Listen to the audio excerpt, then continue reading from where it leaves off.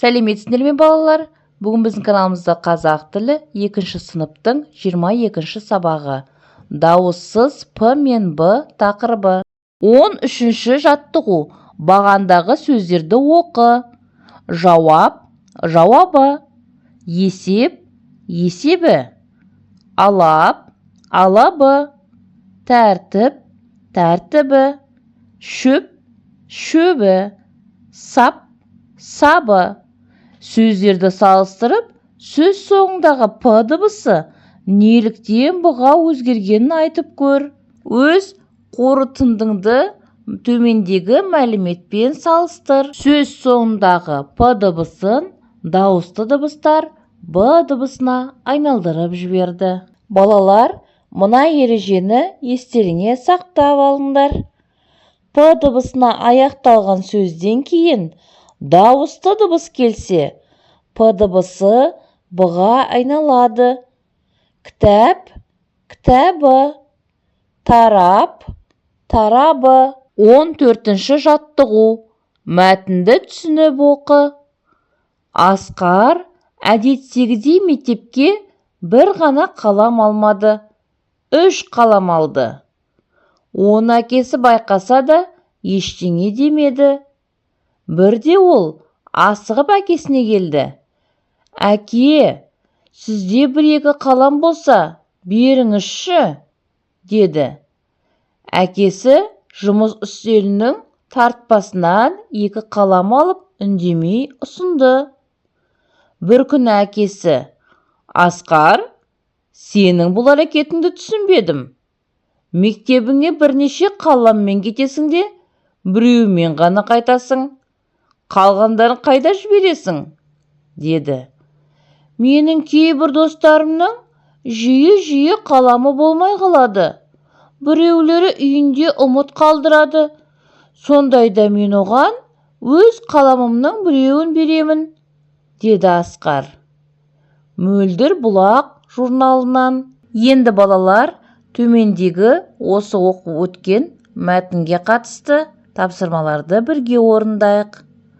Мәтін не туралы?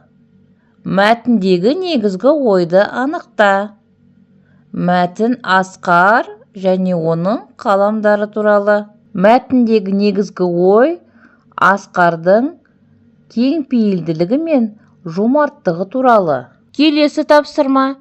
Егер сен Асқардың орнында болсаң, не істер едің? Дұрыс айтасыңдар балалар. Кеңпейілділік пен жомарттық адамның жақсы қасиеттері. Келесі тапсырма. Мәтіндегі қарамен жазылған сөздердің жазылуындағы өзгерістерді байқа.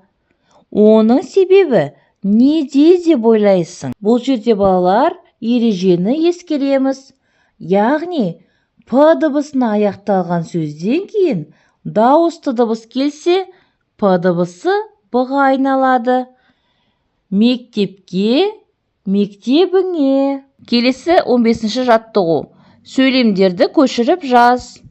Мен кітапханаға жиі барамын. Онда кітап көп.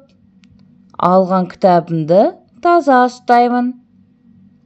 Енді балалар, көшіріп жазып болсаңдар, төмендегі тапсырмаларды бірге орындайық. Қарамен жазылған сөздерді салыстыр. Кітап, кітабымды. П дыбысының Б-ға өзгеру себебін түсіндір. Енді балалар, ережені ескере отырып, өз беттеріңізше түсіндіріп көріңдер. 16-шы жаттығу.